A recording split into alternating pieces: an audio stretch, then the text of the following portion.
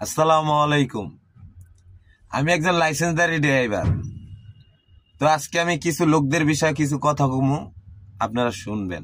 তার আগে এই ভিডিওটা দেখেন।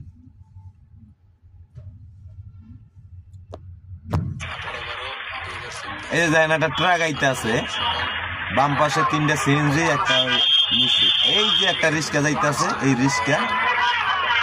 রিক্সাটা ডাইন পাশে একটা হুন্ডা ছিল, মানে রিক্সা আর গাড়িটার মাঝখানে একটা হুন্ডা ছিল। ওই রিক্সাটা কি করে হালকা ডাইনে চাপ দিছে, হালকা চাপ দিছে, তখন ওই হুন্ডার আলা পইরা গেছে।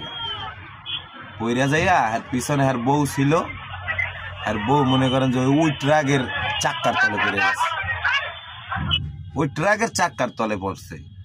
আমি আর একটা বিষয় আপনাদের জানাই রাখি, ভিডিওটা আবার প্লে করতে আসছি, আগে ভিডিওটা দেখেন, তারপর কিছু কথা কইতে আসি।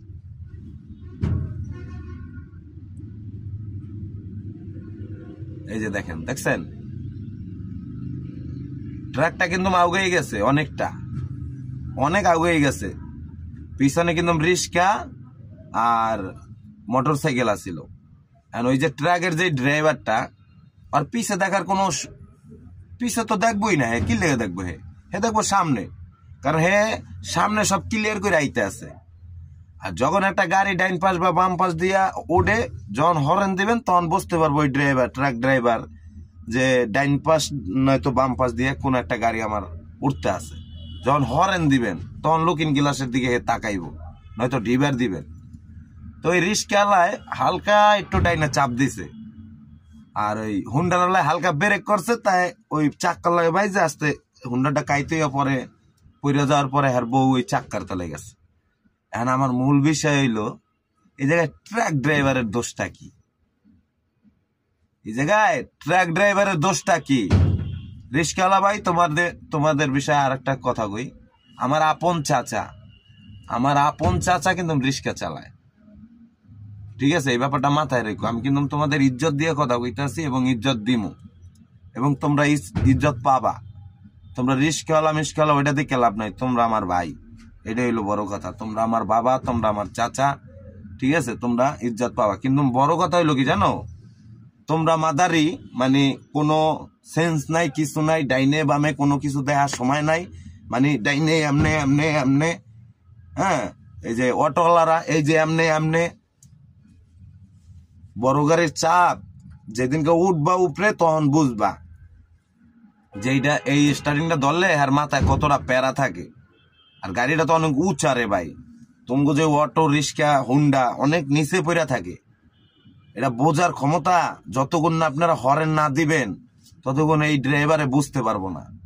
তা দেখেন, আপনি হালকা একটু চাপ দিয়েছেন, রিক্সাওয়ালা ভাই হালকা চাপটা দিচ্ছেন, এই হালকা চাপে হুন্ডাটা কাইতে হয়ে পড়ছে, কন্ট্রোল করতে পারে নাই, পেছন থেকে আর ওয়াইপ শেষ হয়ে গেল। একদম মনে করেন যে মাথাটা কিচ্ছু নাই, পানি হয়ে গেছে রাস্তার ভিতরে। আর এই অ্যাক্সিডেন্টটা হয়েছে নতুল্লাবাস, বরিশাল। ট্রাক ড্রাইভারের 2 দিন জেলখানায় ছিল, 2 লাখ টাকা গেছে। আর এই যে মারা গেছে, এর পিছে মনে হয় 20-30 হাজার টাকা গেছে। এখন মানে আমার খুব আফসোস লাগতেছে, এই ভিডিওটা আপনাদের সামনে এই কারণে আনলাম যে এখানে ট্রাক ড্রাইভারের দোষটা কইছিল। এই যে 2.5 লাখ টাকা দিল, 2 দিন জেল খাটলো, মানে এই ড্রাইভারটার দোষটা কইছিল। আমি খালি এইটা ভাবতে আছি, আমার সাথেও যদি এরকম হয়, আমি তো ভাই ওই 1-1.5 লাখ 50 হাজার টাকাও দিতে পারবো না, কারণ আমি প্রতিদিন যা কামাই এই খাই, আয় ব্যয় নাই। তো সবাই ভালো থাকবেন। আর সিএনজি ওয়ালারা একটু আছে, কারণ এরা তো লাইসেন্স প্রাপ্ত, একটু অভিজ্ঞতা আছে বিআরটিতে যাইয়া। তো ব্যানালা, রিক্সাওয়ালা আর অটোওয়ালা, তুমগো ভাই হাত জোর কইরা কইতে আছি, তোমরা যখন ডাইনে বামে লইবা একটু দেখো। আর তোমগো কিন্তু ওইরকম ব্রেক নাই যে তোমরা যে 50-60-এ টানো। আমি কিন্তু মাঝে মধ্যে দেখি আমাদের গাড়ি টান দিয়া, মানে বাম পাশে তোমাকে রাইখা বা ডাইন পাশে তোমাকে রাইখা, আমি কিন্তু দেখি যে আমার কাটা কদ্দুর আর তুমি কদ্দুর টানতে আসো, বুঝো নাই? তা তোমাকে সর্বোচ্চ 30 টানা উচিত, কারণ তোমাকে ব্রেক অত হাই না। তো তোমাদের কাছে অনুরোধ রইল ভাই, একটু ঠান্ডা মাথায় গাড়ি চালাইও। তোমাদের কারণে অনেক বড় বড় অ্যাক্সিডেন্ট হয়। অনেক হাইওয়েতে তোমরা কিন্তু না দেখেই ডাইনে মোচল্লাও, বামে মোচল্লাও। হাইওয়ে রোডের তো মাপ বোঝো না, এর লেগে জীবনগুলা খুয়াও, আর দোষ দাও এই ড্রাইভার গো। যা করলা ভালোই করলা, সবাই ভালো থাকবা।